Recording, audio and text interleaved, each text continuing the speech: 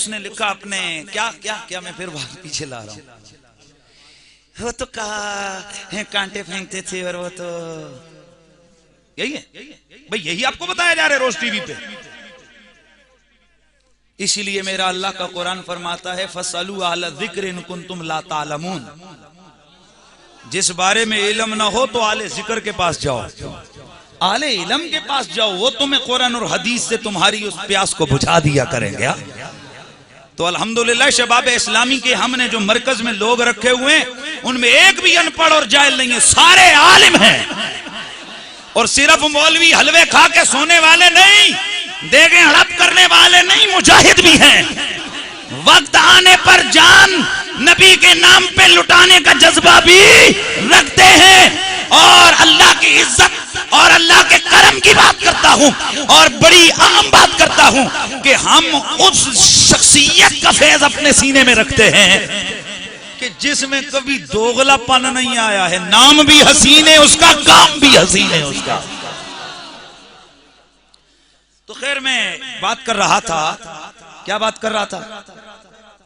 हाँ मैं पक्की इंज गाल कर रहा हूं ना जी बेवे तो फिर चंगी करके बेवे ना। अल्लाह अल्लाह ये बात दोहराई जाती है कि रसूलुल्लाह के ऊपर एक बुढ़िया आती, रोज मेरे नबी पे कूड़ा करकट फेंक दी। एक दिन वो बीमार हो गई, मेरे मुस्तफा उसके घर तशरीफ ले गए। मेरे आका उसके घर तशरीफ ले गए और जाकर पूछा कैसी हो, तबीयत कैसी है? आए हाय, मेरे आका वापस आने लगे, कहने लगी मेरी बात सुनोगे?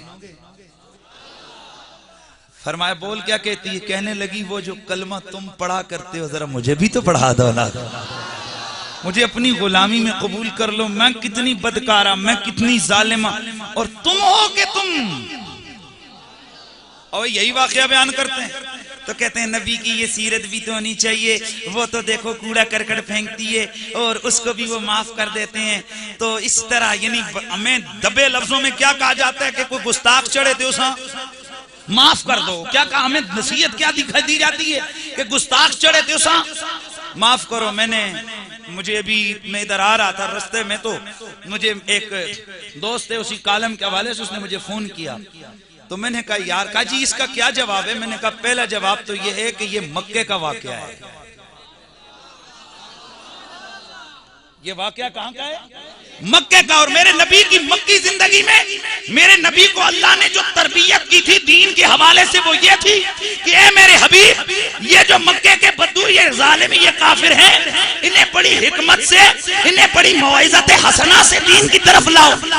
नरमी रखो, बर्दाश्त करो।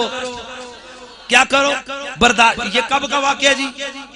ऊंचा बोलो, कब का वाकया? और मक्की जिंदगी की 124 आयतें। और कितनी आयतें बोलो? ऊंचा बोलो, कितनी आयतें? 1 2 4 124 आयतें कि जिनमें अल्लाह तबारक व तआला ने सख्ती करने से मना की है, जिहाद करने से, हाँ जिहाद करने से, काफिरों को कत्ल करने से, काफिरों को मारने से, ऊंचा बोलो, मना किए, नरमी करने का हुक्म दिया। और दाऊम अभी भी छोड़ो, ये मक्की जिंदगी की तरबियत है। अभी भी तुम्हें कुछ कहते हो छड्डो जी, अभी तवक्कल अल्लाह, तुसी अल्लाह पे तवक्कल रखो, अभी भी नहीं छोड़ो, इन्हें लगे रहने दो। ये कब की बात है बोलो? ऊंचा बोलो, कब की बात है? मक्की जिंदगी की 124 आयतों में ऑर्डर क्या है? इनको छोड़िए, जितना वो करे उतना कीजिए, हिकमत से, प्यार से इनसे निपटिए। और जब मेरा नबी मदीने में आया, इस्लाम गालिब हो गया, कुफर मगलूब हो गया, बदर की शिकस्त उनके नाम लिख दी गई। यार सुभान अल्लाह की आवाज आ जाए। बदर की शिकस्त उनके नाम लिख दी गई। खंदक में वो सर टकरा के वापस गए। जब आलम कुफ्र कुफ्र मगलूब हो गया, इस्लाम गालिब हो गया। इज़ा जाअ नस्रुल्लाह वल फतह के मुईदे जाफिजा मेरा अल्लाह अपने नबी को सुनाने लगा। गिरोह दर गिरोह लोग इस्लाम के दामन में बना लेने लगे, इस्लाम गालिब हो गया। 124 आयतों का ऑर्डर मेरे रब ने मंसूख कर दिया। फरमाया मेरे यार वो मक्के दौर की बात है, अब की हुक्म ये है आज के बाद कोई मुशरिक मक्के में ना आए। सुभान अल्लाह की आवाज आ जाए। आज के बाद कोई मुशरिक मक्के में, हरम में, ऊंचा बोलो हरम में, और मेरे हबीब इनको इस्लाम की दावत दो। माने तो ठीक है, अगर ना माने तो आए नमाज सोकेफू फक़ुत्तिलू तक़तीला। ये जहां मिले फिर इनको छोड़ना नहीं। इनका रगड़ा लगाना है। ये किसका हुक्म है बोलो? मदीने का। किसका हुक्म है?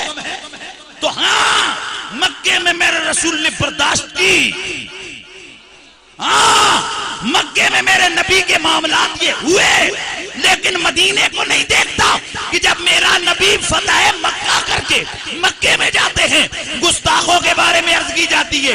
आका इब्ने खतल और उसके साथ ही दूसरे वो काबे के गुलाफ तले जाकर छुप के बैठे हैं। उनके मन में ये है, उनके दिमाग में ये है कि वो काबे तले छुपेंगे तो उन्हें काबा अमन दे देगा। मेरे नबी ने फरमाया उधर जाओ, पकड़ो। इशारे समझते हो तो बोल भी छड़िया करो ना।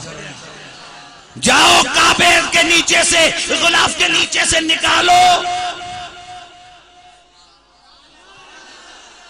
बात समझ आ रही है? अच्छा अब तवज्जो करना। पता चला नबी के गुस्ताख को काबा भी अमान नहीं देता। काबे में ये जो ना क्या कहते हैं, काबे में किसी जीरू को सिवाय जो चीजें शाह साहब ने बयान की हैं उनके किसी चीज को कत्ल करना नाजायज जुर्म है। अगर करोगे तो पकड़े जाओगे, दम लाजिम आएगा, जुर्माना लाजिम आएगा। तवज्जो रखिए। लेकिन नबी का गुस्ताख अगर कोई इंसान भी जाए, नबी का ऑर्डर क्या है? इसका गला काट दो। अब कुछ बात समझे आपके नहीं समझे? तो साहब वो मक्के दौर की बात, मदीने की बात याद नहीं रही है। और फिर मेरे रसूल के सामने आप लोग सुनते रहे हो, सैकड़ों हवालों से मैं अर्ज कर सकता हूं और दर्जनों हवाले हैं कि मेरे नबी